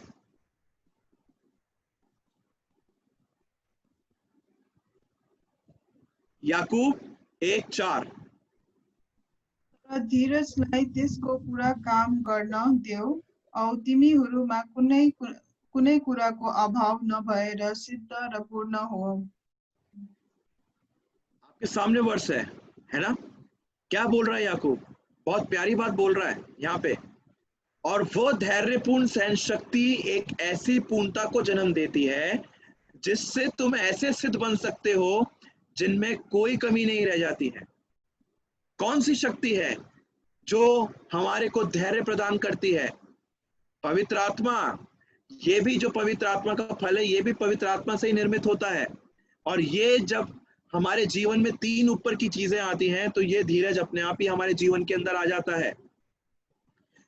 फॉर एग्जाम्पल, अगर आप अब्राहम और सारा की बात करें, है ना, अब्राहम और सारा की जब बात करते हैं तो क्या हुआ कि वो बुजुर्ग थे, मगर फिर परमेश्वर ने जब जेनेसिस चैप्टर 12 के अंदर जब अब्राहम को कॉल किया और कहा कि तू क्या है, मेरे पीछे चल, अब्राहम ने सब कुछ छोड़ा और परमेश्वर के पीछे हो लिया, और वो उस देश को गया जो परमेश्वर उसको देता था। मगर तब भी उसकी कोई संतान जो थी नहीं थी, और वो धीरे धीरे बूढ़ा होता गया।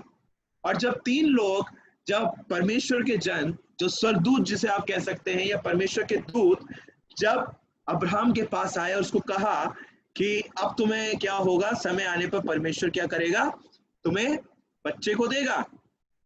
सारा हंसी, है ना, सारा हंसी।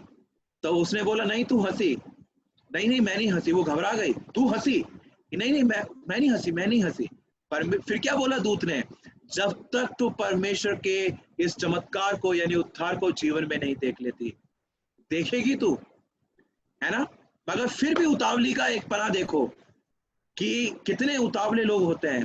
तब भी उसने परमेश्वर की बात पे हो सकता है यकीन ना किया हो। अरे हम तो इतने बूढ़े हो गए, हम तो इतने बुजुर्ग हो गए, कहाँ से क्या कहते हैं ये होगा। अरे अब्राहम तुम तो ऐसा करो, हमारी जो दासी है, जो हागे, क्या नाम था, हगार, हागे, उसके साथ शादी कर लो, उससे बच्चा पैदा कर लो। अब्राहम साहब भी, है ना, चले गए, उन्होंने भी कर लिया। फिर क्या हुआ, फिर क्या हुआ है, जैसे बच्चा बड़ा होता गया वो मारता था, है ना। फिर जब इसहाक, जब परमेश्वर ने कहा कि अब मैं तुम्हें दूंगा कि ऐसा कर कि उसको भेज दे, क्योंकि उसका रहना अच्छा नहीं है, हगार का उसके साथ रहना अच्छा नहीं है, इनको भेज दे। मगर तब भी परमेश्वर ने उनको संभाला। क्यों संभाला? क्योंकि वो उतावली की संतान थी, और जब उतावली से वो जब पैदा कर दिया, क्योंकि जाहिर सी बात है कि उनका विश्वास हो सकता है परमेश्वर पर था तो सही, मगर कम था, उनको जल्दी जल्दी करना था, जल्दी जल्दी करना था। मगर यहाँ पर परमेश्वर ने समय आने पर अब्राहम को क्या किया और सारा को क्या किया, संतान होने का हक दिया, यानी उनको संतान दी। यही तो परमेश्वर का एक सबसे एक जीवित महान कार्य है, धीरज को देना। अगर हम धैर्यपूर्ण तरीके से परमेश्वर की बात जोते रहें, धीरजपूर्ण तरीके से हम परमेश्वर के हर उन प्रतिज्ञाओं के ऊपर अड़े रहें यानी बंधे रहें, तो क्यों नहीं परमेश्वर हमको आगे बढ़ाएगा, है ना। धीरज क्या है? धीरज है कि शांतिपूर्ण तरीके से अपने जीवन को परमेश्वर को देते हुए वेट करना कि परमेश्वर कब अपनी वाचा को हमारे साथ पूरी करता है। दैट इज कॉल्ड धैर्य, है ना। क्या है धैर्य? अपने जीवन को शांतिपूर्ण तरीके से परमेश्वर को डेडिकेट करना और वेट करना कि परमेश्वर की वाचा हमारे जीवन में कब पूरी होती है। इसमें आप क्रॉस क्वेश्चन परमेश्वर से नहीं कर सकते, इसके अंदर आप परमेश्वर को दोष नहीं दे सकते, इसके अंदर आप परमेश्वर को क्या कहते हैं उतावली के साथ आप वो नहीं कर सकते। You have to wait upon the covenant of God, the promises of God। आपको रहना ही है, यही धैर्य है, मगर शांति के साथ, है ना। ये कड़ी इस तरीके से चली, ये बहुत सोच समझ के पवित्र आत्मा के फल एक चेन के रूप में हमें दिए गए हैं। अगर ये 3-4 फल जो हैं हमारे जीवन में है तो ऑलरेडी फल आते जाएंगे, है ना, फल आते जाएंगे। और अय्यूब की जब बात करते हैं, है ना, जब अय्यूब को क्या हुआ, फोड़े हुए ऊपर से नीचे तक, मगर तब भी तो वो धीरज तरीके से बाट जोड़ा था। और जब उसमें उतावली आई, जब वो परेशान हुआ, तो उसने परमेश्वर को क्या बोला, परमेश्वर कब तक, कैसे, किधर, कब, कहाँ, है ना। परमेश्वर क्या कहा कि जब इस संसार की नींव को मैं रख रहा था तू वहां था क्या? मैंने तुझसे पूछा? नहीं, मुझसे नहीं पूछा परमेश्वर। जब एक हिरणी जब वो गर्भ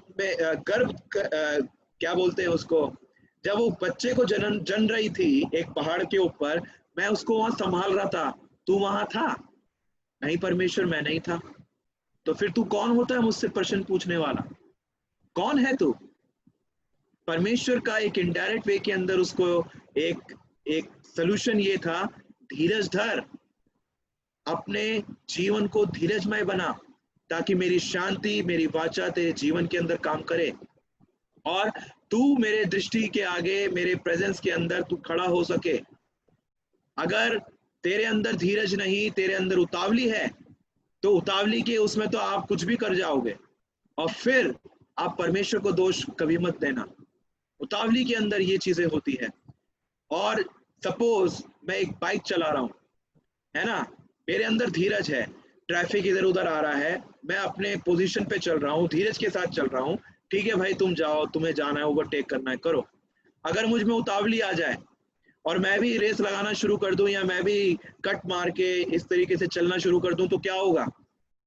एक्सीडेंट होगा। तो फिर मैं क्या बोलूंगा? परमेश्वर तूने एक्सीडेंट करवा दिया मेरा, मैं ये बोलूंगा? परमेश्वर सीधा बोलेगा, भाई बाइक तू चला रहा था, तुझे धीरज धरना चाहिए था, गलती तेरी है, उतावली क्यों करी? क्या तू लेट हो रहा था? क्या तू तेरे कोई वो था? नहीं, अपने आप को प्रूफ करने के लिए तू ऐसा कर रहा था कि तुझे भी बाइक चलानी आती है, शान मार रहा था तू लड़कियों के आगे, ये देखो मैं कितना अच्छा स्टंट वाला हूं, है ना। तो उल्टे क्वेश्चंस हम पे हो जाएंगे, उल्टी चीजें हमारे ऊपर आ पड़ेगी, और यहाँ पर हमारा जो जीवन है वो क्या होगा? डिस्ट्रक्टिव हो जाएगा। और उतावली के अंदर क्या होगा कि हम अपने जीवन को खराब कर बैठेंगे। और इसलिए परमेश्वर कहता है कि जो पेशेंस है, जो धीरज है, वो तुम्हारे अंदर होना जरूरी है, वो तुम्हारे अंदर होना जरूरी है। और जब प्रभु यीशु मसीह के चेले भी जब उसके कार्यों को देखते थे तो वो भी उतावले होते थे, वो भी देखते थे, अरे यार ये कैसे हो गया, ये कैसे, वो एक्साइटमेंट आता होगा उनको, सब कुछ आता होगा। मगर यहाँ पर साफ साफ यीशु ने सिखाया, धीरज धरे रहो और समय को देखते रहो, और परमेश्वर के आगमन के लिए तुम फलों के द्वारा रेडी रहो। जब मैं आऊंगा तो तुम्हारे फल क्या जो तुम्हारे पेड़ में लगे हुए हैं, यानी तुम्हारे जीवन के अंदर हैं, क्या मेरी महिमा को करेंगे, या फिर सिर्फ और सिर्फ वो फल ऐसे होंगे जब जैतून के वृक्ष के आगे यीशु मसीह खड़ा हुआ और यीशु ने उसको शाप दे दिया और कहा कि तुझ पे अब कोई फल ना लगे, और उसी समय वो सूख गया। यीशु ने ये उनको दिखाया दो चीजें यहाँ पर आपको देखने को मिलती है। पहला कि परमेश्वर पिता का कंट्रोल नेचर पे भी है, ठीक है, वो इतना महान है, इतना महान, तो तुम क्यों चिंता कर रहे हो। दूसरा कि हमेशा हमें अपने फलों के साथ रेडी रहना है कि यीशु अगर आज भी आ जाए, अभी भी आ जाए, इस मोमेंट पे भी आ जाए, तो हम क्या अपने फलों के साथ यीशु के राज्य के अंदर जाने के योग्य हैं या नहीं है, या अभी भी हम कहेंगे परमेश्वर कुछ समय दे दे, कुछ हमें समय दे दे, है ना। ये धीरज हमारे अंदर होना जरूरी है। और उस धीरज के साथ यहाँ पर साफ लिखा हुआ है कि तुम सिद्ध बन सकते हो और जिसमें कोई कमी नहीं रह जाती।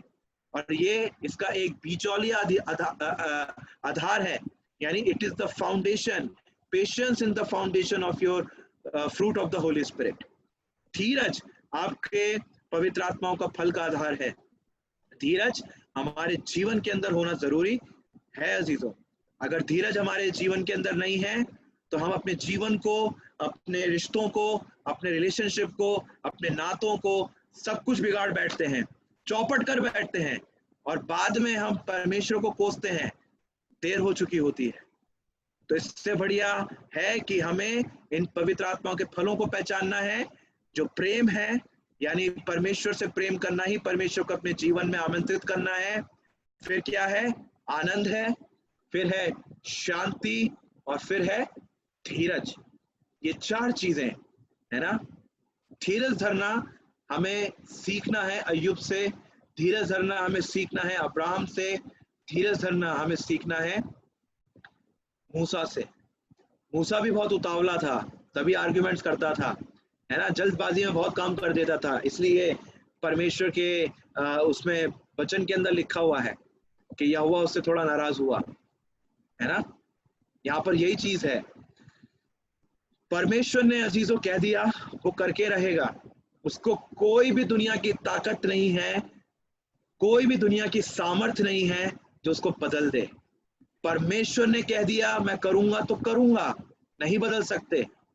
मगर उसके ऊपर हमें भरोसा रखकर धीरजवंत तरीके से हमें चलने की आवश्यकता है, और जिसमें हमें सिद्ध होना है, और वो सिद्धता ही हमारे जीवन को शक्ति प्रदान करती है, सामर्थ्य प्रदान करती है परमेश्वर की। और वही चीज हमारे अंदर परमेश्वर अपने पवित्र आत्मा के फलों के द्वारा भर देता है। परमेश्वर आप सबको इस बाइबल स्टडी के ऊपर आशीष दे। कल हम 5 चीजें और लेंगे पवित्र आत्मा के फलों के बारे में, है ना। डिटेल स्टडी हम कर रहे हैं, तो इनके बारे में हमें और सीखना है कि क्या इनका लिंक किस तरीके से क्या है बंधा हुआ है। और यहाँ पर प्रेम के बारे में हमने देखा 3 प्रकार के प्रेम हैं, अगापे, इरोस, फिलियो। फिर हमने देखा जो अगापे लव है वो सिर्फ परमेश्वर के साथ होता है। फिलॉस जो इरोस जो होता है वो हस्बैंड और वाइफ के बीच में परफॉर्म होता है, और जो कन्वेंशनल होता है वाचाबद्धित होता है। और तीसरा हमने प्यार देखा फिलिया, यानी फिलॉस, जो ब्रदरली लव होता है, जो हम पेरेंट्स से करते हैं, अपने भाई बहनों से, अपने दोस्तों से करते हैं। अफेक्शनेट लव, ये गर्लफ्रेंड और बॉयफ्रेंड के बीच में भी हो सकता है, मगर वाचा के अंदर, एक शुद्धता के अंदर, है ना। अगर आप शुद्धता से बाहर चले जाएंगे तो ये व्यभिचार के उसमें गिना जाएगा, है ना। और इसी तरीके से इरोस के अंदर भी अगर आप हस्बैंड वाइफ से अगर आगे बढ़ जाएंगे प्यार के अंदर, दूसरे को करेंगे वैसा प्यार, शारीरिक प्यार, तो वो भी व्यभिचार के अंदर होगा। वो प्यार नहीं दिया हुआ, वो व्यभिचार दिया हुआ है, एडल्ट्री दी हुई है। और फिर हमने देखा आनंद, अगर हमारे जीवन में प्रेम है तो हम आनंदित होंगे परमेश्वर की व्यवस्था के अंदर, और अगर हमारे जीवन के अंदर आनंद है, प्रेम है, तो हम शांत रहेंगे, है ना। और शांति भी हमारे जीवन के अंदर है तो हम धीरजवंत होंगे। हम क्या होंगे? धीरजवंत होंगे, है ना। तो अब इन फलों को हमें अपने जीवन के अंदर, या भी शुरुआत के जो 4 फल हैं, इनको अपने जीवन के अंदर कंपेयर करना है, देखना है कि क्या ये फल हमारे जीवन में है, या अभी भी हमें जरूरत है कि हमें परमेश्वर को और नजदीकी से जानने की, है ना। तो ये फलों को हमारे जीवन में होना जरूरी है। फिर हम पिछले की 5 फल जो है वो हम कल देखेंगे और कल भी हम इसी टाइम पे मिलेंगे। और मुझे विश्वास है कि आज की बाइबल स्टडी भी आपके जीवन के अंदर काफी कुछ लेकर आई होगी और जिसके कारण आप परमेश्वर को जाना होगा और परमेश्वर निरंतर ऐसी बात करता रहे बाइबल स्टडी के माध्यम से और हम सबको परमेश्वर आशीष दे। Thank you so much. God bless you. Thank you pastor Tarun ji, आपने हमें आज 4 टॉपिक से बहुत कुछ सीखने को मिला, जानने को मिला। परमेश्वर आपको और आशीष, आपके हेल्थ में भी परमेश्वर अनुग्रह करे। यह समय मैं अंतिम प्रार्थना के समय है। मैं रिक्वेस्ट करती हूँ कि हमारे पास्टर मन कुमार जी अंतिम प्रार्थना में हमें अगुवाई करवाएं।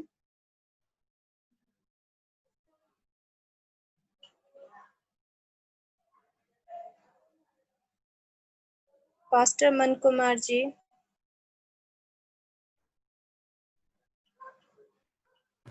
ठीक है, हम प्रार्थना करेंगे। मान जुदो परमेश्वर, आकाश और पृथ्वी का मालिक, राजाओं का राजा, सेनाओं का यहोवा, सर्वशक्तिमान सर्वज्ञानी परमेश्वर, आकाश और पृथ्वी का मालिक, हम आपको धन्यवाद और तारीफ करते हैं आज के सुंदर समय आपने हमें दी है। और धन्यवाद करते हैं कि खुदा बाप आपके बेटे के द्वारा हमने जो वचन सुना है और बाइबल स्टडी में, और प्रभु परमेश्वर उस मुताबिक हमारे जीवन, ना कि हम सुनने वाले बने, इस वचन को अपने हृदय में रख सके ताकि तेरे विरोध पाप ना करें, बल्कि हम इस वचन के मुताबिक हमारे जीवन व्यतीत करने में अब हमें सहायता और मदद करें। पवित्र आत्मा, खास तौर में धन्यवाद करते हैं कि आपने हमें सहायता और मदद किया और आपने दास को प्रभु परमेश्वर बहुत ऐसे इस्तेमाल किया और बोलने की सामर्थ्य और शक्ति दी, क्योंकि जब तक पवित्र आत्मा आप कार्य नहीं करते हैं तब तक हम मनुष्य निरंकुश हो जाते हैं और हम कुछ नहीं कर पाते। लेकिन पवित्र आत्मा, आपका धन्यवाद करते हैं, अपने दास के द्वारा आपने हम सबको सिखाया। और धन्यवाद करते हैं जितने बार बच्चे प्रभु आपका बेटे बेटियां जो इस वचन को सीखते हैं और उससे प्रभु आपका महिमा और आपका प्रशंसा हो। और धन्यवाद करते हैं पास्टर साहब का सेवकाई के लिए, उनके प्रभु परमेश्वर जीवन में बहुत ऐसे इस्तेमाल करें, उनके घर परिवार में आशीष करें और खुदा बाप उनके सारे ज़रूरत को पूरा करें। और ख़ास तौर में हम दुआ करते हैं खुदा बाप इनके आने वाले ज़िंदगी के लिए और जीवन के लिए सब कुछ प्रभु आपके हाथ में सौंपते हैं और इनके मिनिस्ट्री में बहुत ऐसे आशीष करें। इसी तरह प्रभु अपने लोगों को अच्छी तरह सिखा सके, हम यही दुआ और प्रार्थना करते हैं। और जितने भी बाइबल स्टडी में प्रभु ऑनलाइन दूर अपने घर में रहकर करते हैं, इनके साथ रहे, इनके काम पर, इनके हर एक क्षेत्र में आप प्रभु परमेश्वर मदद करें, आशीष करें। और दुआ करते खुदा बाप आप सबको बहुत ऐसे आशीष करो। धन्यवाद के साथ ये सारे विनती और प्रार्थना आपका प्रिय पुत्र हमारा उद्धारकर्ता मसीह यीशु के उच्चार पवित्र नाम से मांगते हैं, सुन और कबूल कर पिता, आमीन।